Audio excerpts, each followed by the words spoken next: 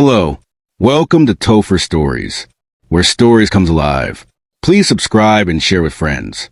Now relax and enjoy the story. The city of Lagos was alive with noise, traffic, and chaos, but high above it all, on the rooftop of a 12-story building, everything felt quiet to Michael Grant. He stood at the edge, staring down at the world beneath him. His heart was heavy, his hands trembling. The wind blew against his suit, flapping it like wings. Except he wasn't flying. He was falling on the inside. Michael had lost everything. His twin sister Chloe, the only person who ever truly understood him, had died a year ago under strange circumstances. His fiancée had left him 3 months later, claiming he had too much emotional baggage. Since then, life had been one long, painful blur. He took a deep breath and whispered, "Maybe this is the only way to see her again." He lifted one foot off the edge. "Don't!" A soft voice cut through the silence like a thread, pulling him back. He turned sharply. Standing a few meters behind him was a young woman with warm brown eyes, and a kind of calm that could stop a storm. "What do you want?" Michael asked coldly. "I want you to step back from the edge," she said gently. He chuckled bitterly. "You don't even know me." "I don't have to know you to care," she replied. "No one chooses a rooftop unless the pain is too loud." Michael blinked. Her words touched something in him. "Please," she continued, slowly walking closer. "Whatever you're carrying, it doesn't have to end here." He looked at her. She didn't look like a savior. She wore a nurse's uniform and had tired eyes, like someone who'd seen too much suffering. Maybe that's why he listened. "You know what hurts the most?" he said. "She was my twin. Half of me died with her. And nobody understands." "I lost someone too," the woman said softly. "My mother, in my arms. I still dream about it." There was a pause. The wind blew again. For the first time, Michael felt the cold on his skin. "What's your name?" he asked. "Vanessa," she replied. "Michael." "I know." She smiled a little. "Your face was on the news a few months ago.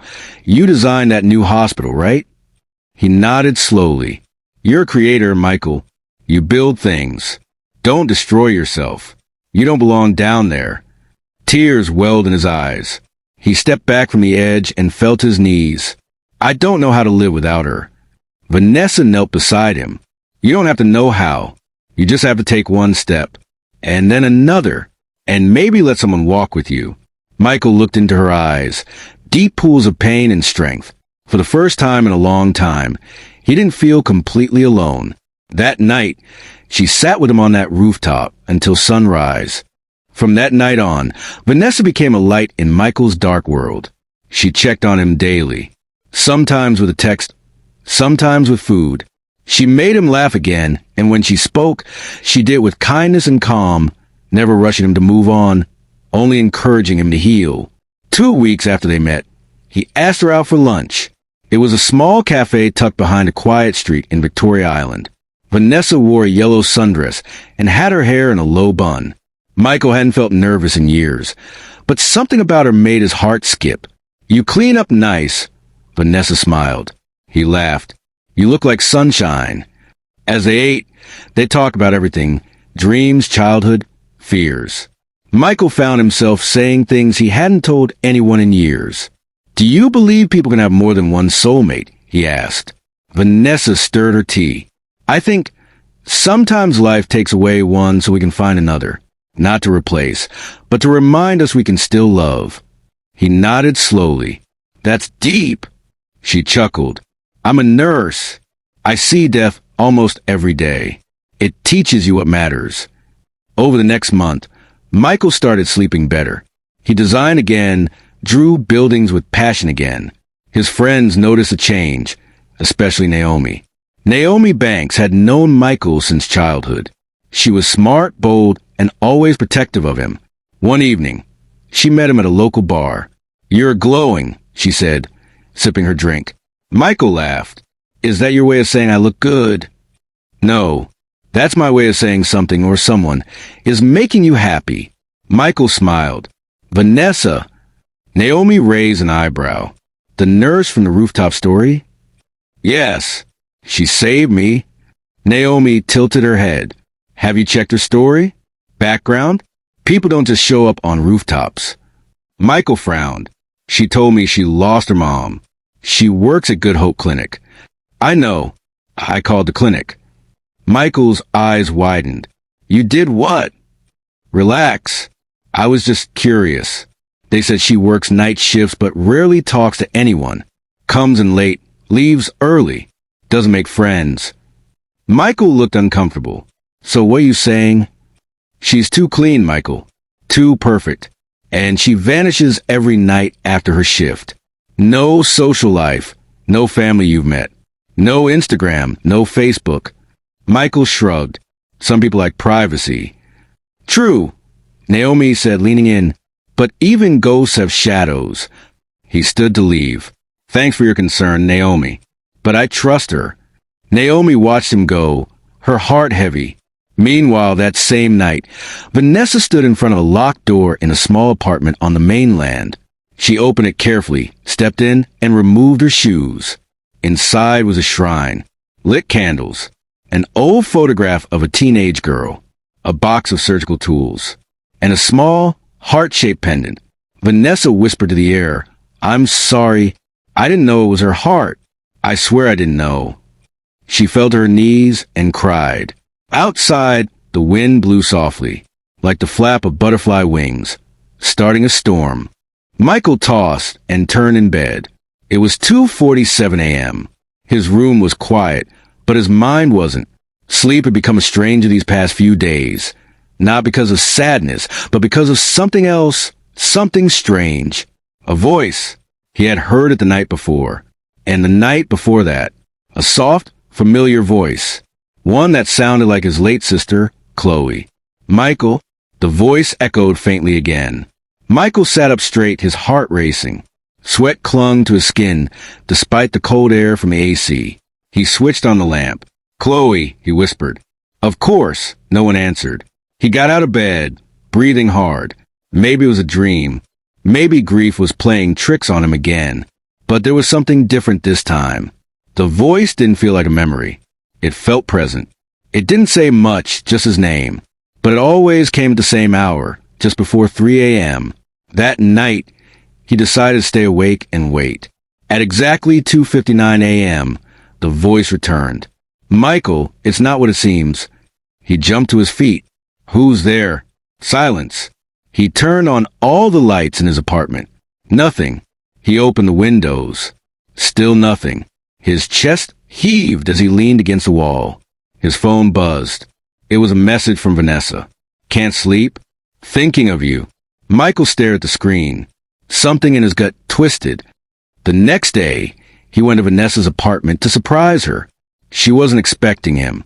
Her eyes widened when she opened the door. Michael, she said nervously, what are you doing here? I just needed to see you, he said, forcing a smile. Been having weird dreams. She hesitated, then stepped aside. Come in. Her place was neat, almost too neat. The curtains were drawn, the lights dim. As she went into the kitchen to make tea, Michael's eyes scanned the room. On the wall, there was a small wooden shelf with candles and a locked wooden box. Curious, he walked over. The box had initials carved into it. VC. He reached for it, then stopped. No, that would be invading her privacy. But then again, the voice, the whispers, the weird timing. His hand shook as he slowly opened the box. Inside, he found old letters and a photograph. His heart froze. The photo showed a girl with curly hair, smiling in a school uniform. It was Chloe, his sister, with a red X drawn over her face. His legs went weak. Michael? Vanessa stood in the hallway, holding 2 cups of tea. He turned, holding up the photo. What is this, Vanessa? Her face drained of color. It's not what it looks like. Then explain. Why is my dead sister's picture in your box? She stepped forward, eyes watery. Michael, I swear I didn't know until recently. Didn't know what? She dropped the cups. They shattered on the floor. I wanted to tell you, but I was scared, she whispered. Please, just give me a chance to explain. Michael's voice broke. Explain how you have my sister's picture with a red cross on it. Were you stalking us? Were you involved in her death?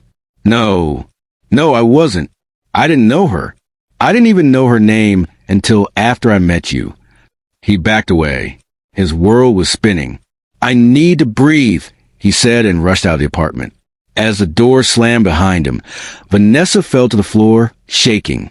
The next morning, Michael couldn't concentrate at work. His thoughts kept looping back to the photo. Chloe, the red cross, Vanessa's trembling face. His phone rang. It was Naomi. Hey, she said, you sound off. I found Chloe's picture in Vanessa's apartment, he said, with a red X over it. Naomi gasped. Michael, I told you, that girl has secrets. I thought I was going crazy hearing Chloe's voice at night, he said, but maybe she's trying to warn me. Naomi sighed. Come to my office. I did more digging. There's something you need to see. But before Michael could leave, his phone rang again. Unknown number. He answered. Hello, this is Good Hope Clinic. The voice said, is this Mr. Michael Grant? Yes. We have a woman named Vanessa Cole here. She collapsed during her shift.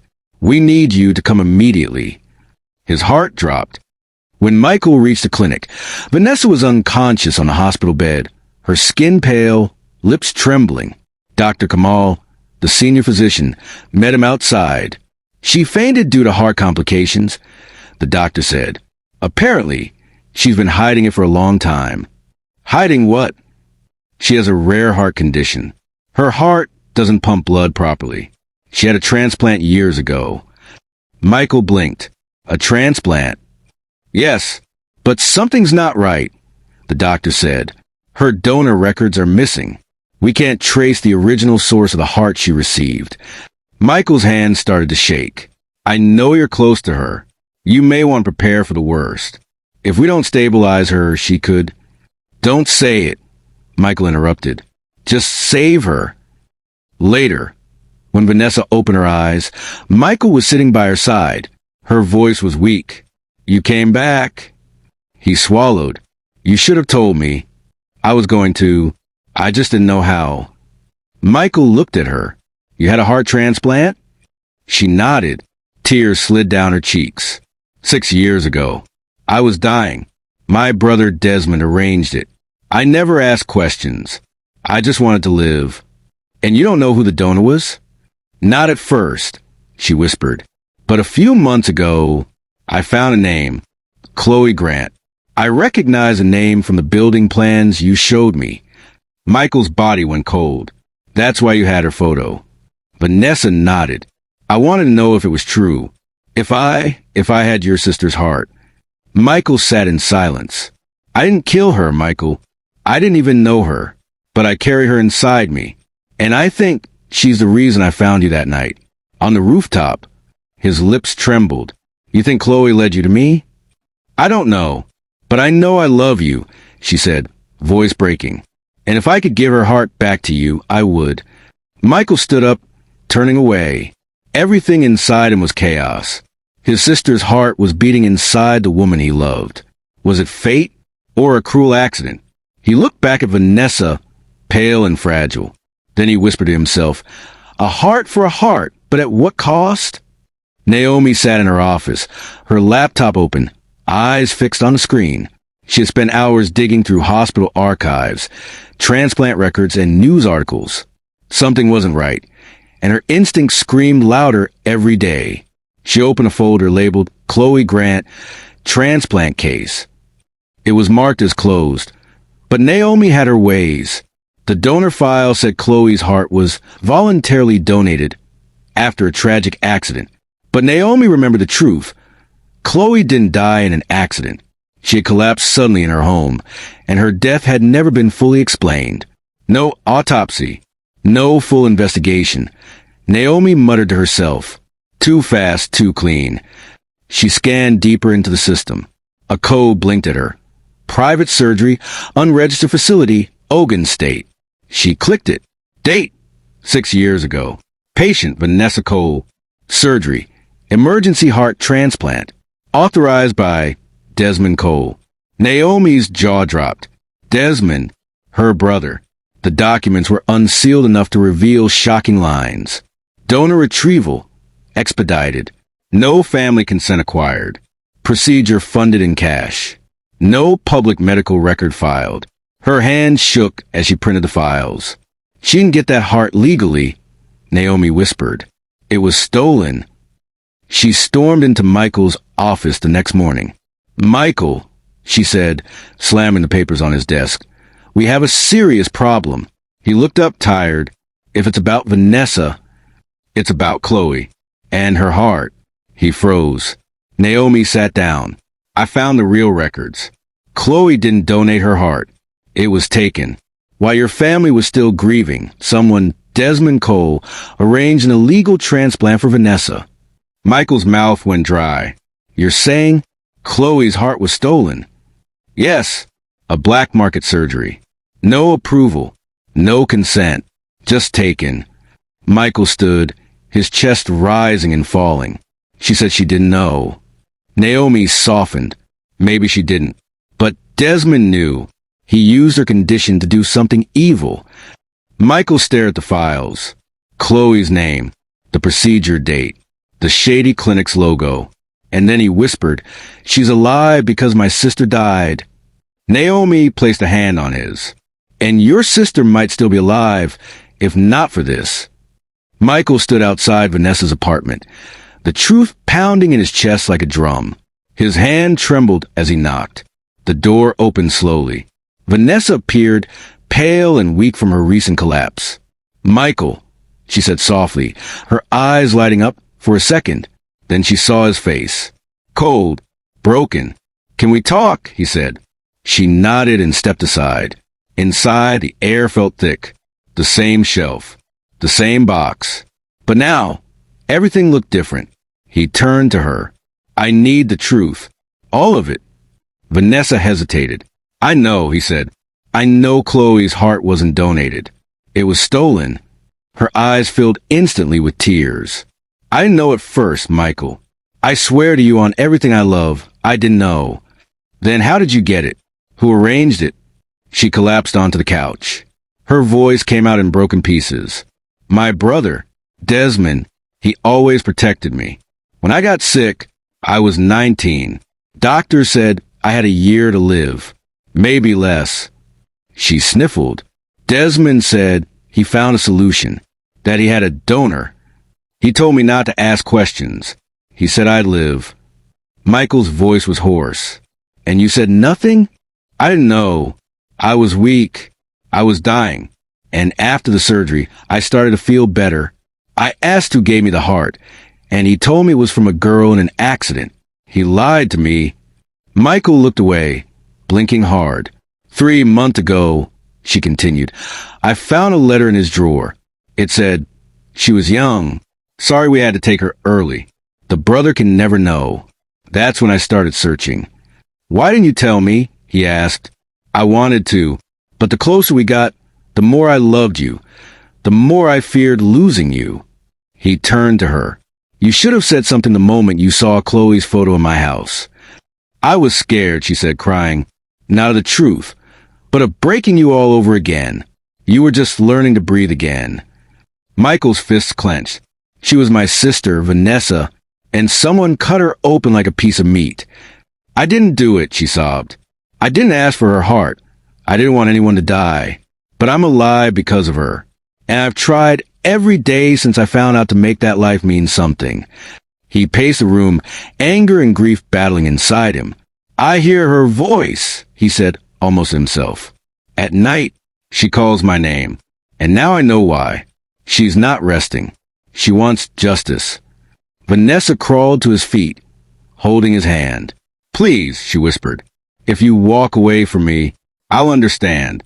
But know this, what I feel for you is real. Chloe didn't just give me a heart. She gave me you. And I won't waste that. Michael looked down at her. For the first time, he saw her not as a woman he loved, but as a girl who had unknowingly become part of his sister's tragedy. Tears fell from his eyes. I don't know if I can forgive you, he said. I don't need forgiveness, she replied. I just need you to know the truth. He stood there in silence.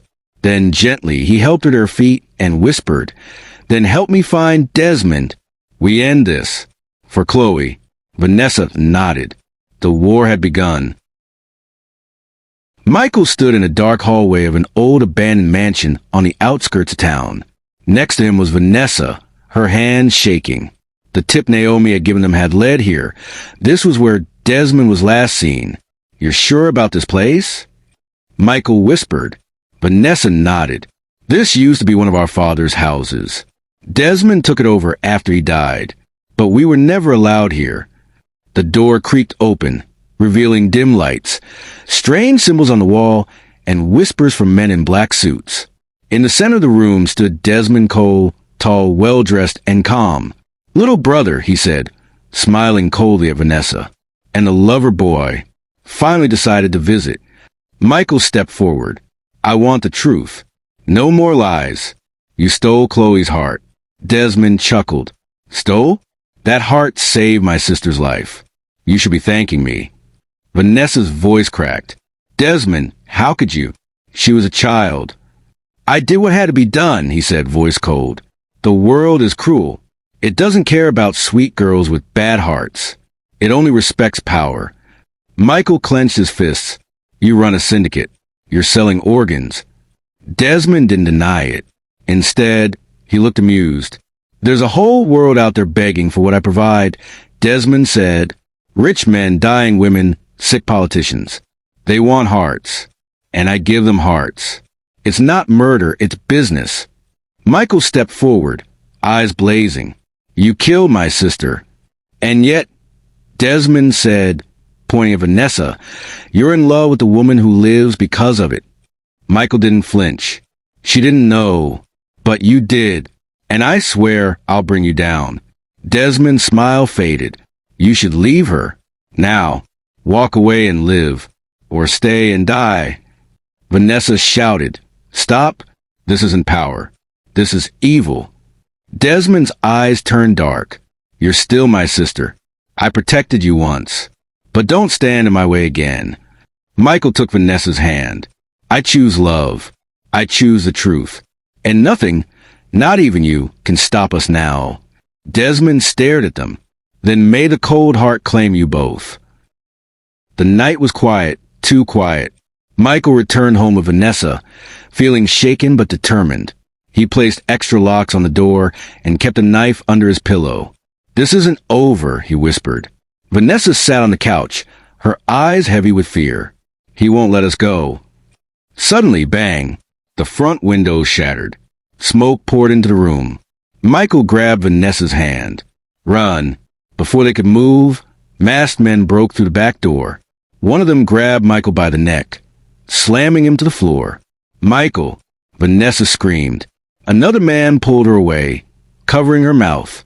Michael struggled, punched, kicked, but they were too many. One of them whispered, "You should have walked away." Then everything went black. Morning. Michael woke up on the floor, blood on his forehead. Furniture broken. "Vanessa," he whispered. She was gone. He stumbled outside, dizzy, bleeding, but burning with rage. Later, in Naomi's apartment, Naomi opened the door and gasped. "Michael, what happened?" "They took her," he said, collapsing on the couch. "Desmond's men. They took Vanessa." Naomi wrapped a bandage around his head, her eyes wet with fury. "We're ending this." Michael looked at her. "We need help. Someone who can speak to the world." Naomi nodded. "I know just the person." That afternoon, in a busy cafe, Naomi introduced Michael to Gerald Ross, a fearless investigative journalist known for exposing the powerful. "I heard your story," Gerald said, voice low. "If what you're saying is true, Desmond Cole isn't just a criminal. He's running one of the biggest underground organ rings in the country." Michael showed him the files Naomi found. "We need to expose him. Publicly. Loudly." Gerald leaned back. "You'll be risking everything. If we go public, Desmond won't just come after Vanessa. He'll come for you both. Hard." "I don't care," Michael said. "He already took my sister. I won't let him take the woman I love too." Gerald smiled. "Good. Then let's start a war." That night, Gerald's blog exploded with a breaking headline. Cold Heart Cult, the man behind Nigeria's secret organ empire. Inside were secret medical records, patient testimonies, and Desmond's name, bold and undeniable. Michael stood in Gerald's office, watching the shares go up, the comments pour in. I just hope Vanessa sees this, he whispered. Naomi placed a hand on his shoulder. She will, and we're going to bring her home. In a dark underground room, Vanessa sat tied to a chair. Desmond stood in front of her, holding Gerald's article. So, they want war, he said calmly. Vanessa didn't flinch. They want the truth. Something you'll never understand. Desmond leaned closer. Then watch how the truth bleeds. He turned to one of his men. Tell them if Michael wants her heart back, he should come and take it. Here's a full elaboration of Chapter 9, Judgment Night in Chapter 10. After My Heart from After My Heart, written in emotionally compelling and easy-to-understand English, rich with gripping action, dialogue, and closure. The air was thick with smoke, sweat, and fear. Michael stood outside an old, crumbling building deep in the forest. It was midnight. Naomi and Gerald had tracked the signal of Desmond's burner phone to this place, a secret shrine used for dark rituals and underground deals.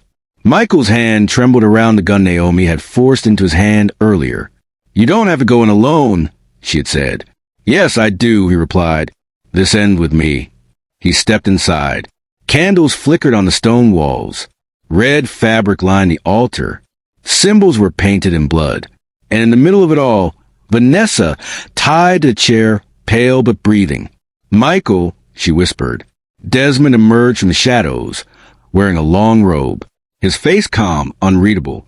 You came, he said. Michael stepped forward. Let her go, Desmond. This is between us. Desmond smiled. No, it's never just between us. You see, this shrine, this is where deals are sealed, where promises are made. And you, my dear brother-in-law, broke a promise. You promised to walk away. Michael raised a gun, and you promised to protect her. But you're the one hurting her now. Desmond's smile faded. So what now? You shoot me and become just like me? I'm nothing like you, Michael growled. Vanessa cried, Please, Desmond, stop this. It's over. The world knows everything. Gerald's video went viral. People are protesting. The police are coming. Desmond glanced at his phone. It buzzed over and over. Alerts. News. Headlines. Desmond Cole exposed. Organ syndicate leader revealed. His men had fled. He was losing power. Michael stepped closer. You can't hide anymore. Desmond suddenly lunged forward, knocking the gun from Michael's hand. The two men wrestled violently, slamming into the altar. Candles toppled. Fire broke out on the red curtains. Smoke began to rise. Vanessa screamed, Michael! Michael punched Desmond hard. Blood dripped from his nose. You killed my sister. Michael shouted. Desmond laughed through the pain. And now you'll lose the woman she gave you. Michael saw a metal rod and grabbed it, striking Desmond's arm and pushing him back. But then, bang! A shot echoed in the shrine. Desmond fell to his knees, clutching his side. He looked behind him in shock. Naomi stood at the doorway, holding the gun. I told you I wouldn't let him go in alone, she said. Fire licked the walls. Smoke filled the air. Michael rushed to Vanessa and cut the ropes. She coughed, but she was okay. As they stumbled toward the exit, Michael saw something shiny near the altar, a USB drive half melted from the heat. He grabbed it. Later, at the police station, Desmond, handcuffed, was dragged past journalists and flashing cameras. His face was burned. His robe was stained with blood. A police officer turned to Michael. He'll be charged for murder, trafficking, and ritual crimes. We found bodies at the shrine. Michael nodded, silent. He handed the USB to Gerald. There's something on here. It belonged to Chloe. That night in Gerald's studio, they played the video. Chloe sat on her bed, smiling into the camera. It was dated just a week before she died. If anything ever happens to me, I just want you to know I'm not afraid. And if my heart can help someone, I want it to. but only if it's my choice. Never without my permission. Love isn't about stealing. It's about giving. Michael's chest tightened. Vanessa held his hand, crying. Naomi whispered. She gave her heart, but not the way they took it. Michael stared at the screen. Chloe's voice, even in death, had set them all free.